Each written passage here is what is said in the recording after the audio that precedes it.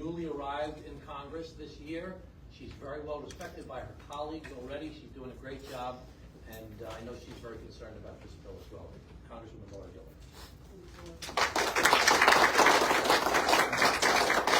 Thank you, Congressman Suozzi, for bringing us all here together.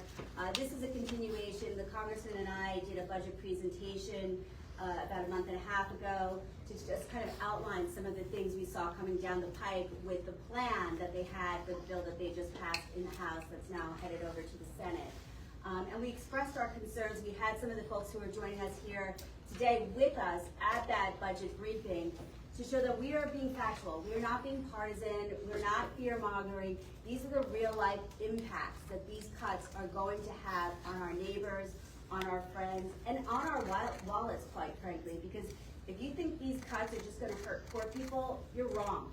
They're going to hurt everybody in our community. The cuts in Medicaid are going to make all of our health care costs skyrocket. We'll hear more from Michael Dowling about the impact on our healthcare system. But I've had people from different health insurance companies in my office talking about how when Medicaid cuts go through, they're going to increase premiums for people with private insurance. So this is going to impact you.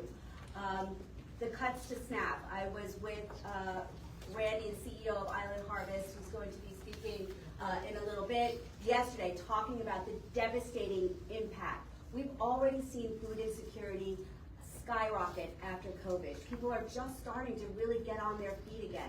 And the cuts to SNAP are going to be devastating to our community. When we're seeing healthcare costs go up, people are going to stop spending money on food. Parents are going to say, I don't need to eat tonight because I have to pay for my child's prescription. And when they go to places like Island Harvest, they're going to come up short because of the devastating cuts that have been made to the SNAP program and to the Medicaid cuts. And let's be really honest about this. All this is a cost-shifting scheme to make it look like they're making all these really big cuts and they're being fiscally responsible. But as the Congressman just said, they're increasing our deficit with these cuts. And what they're doing, for example, with the SNAP program is just trying to shift the burden on New York State to pick up the bill for what the federal government will no longer be sending to New York to try to feed our hungry. And guess what? You know what that means? If New York has to pick up that bill, our taxes are going to go up in one of the most highly taxed areas in the country because we take care of our poor, we take care of our sick, we take care of our elderly in New York. And I think this budget is about what kind of a country do we want to be?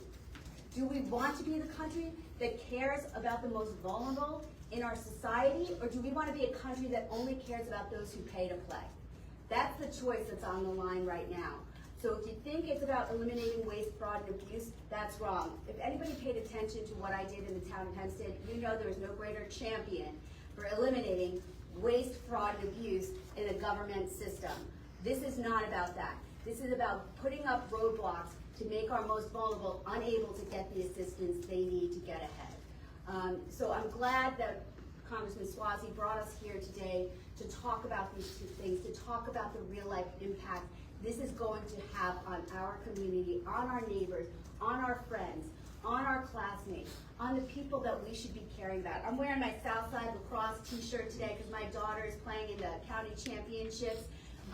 We are a community that should care about our neighbors, that should care about our friends. That's the community that I ran to represent. That's the community I want to support. And that's the community I think everybody here wants to be a part of. So thank you.